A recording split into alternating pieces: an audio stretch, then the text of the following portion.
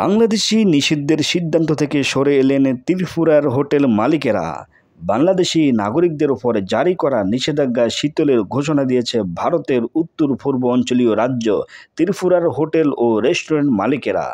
5 December ব্যবসা বন্ধ হয়ে যাওয়ার আশঙ্কায় এক বিবৃতিতে all Tripura hotel and restaurant owners অ্যাসোসিয়েশনের ATSR ও নিষেধাজ্ঞা শিথিলের ঘোষণা দিয়েছে। ত্রিপুরা, কলকাতার বেশিরভাগ হোটেল ও রেস্তোরাঁ ব্যবসার প্রধান গ্রাহক বাংলাদেশি পর্যটকেরা।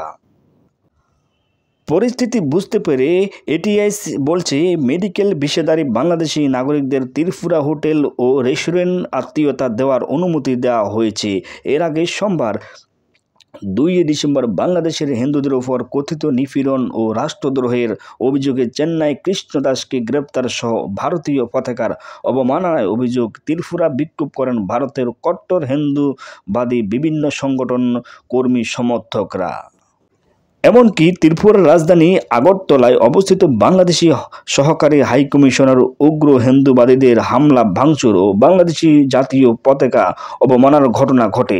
সেদিনেই বাংলাদেশি নাগরিকদের ত্রিপুরার কোনো হোটেলে ও রেস্তোরাঁয় জায়গা দেওয়া হবে না বলে ঘোষণা দেন ATSR-AO।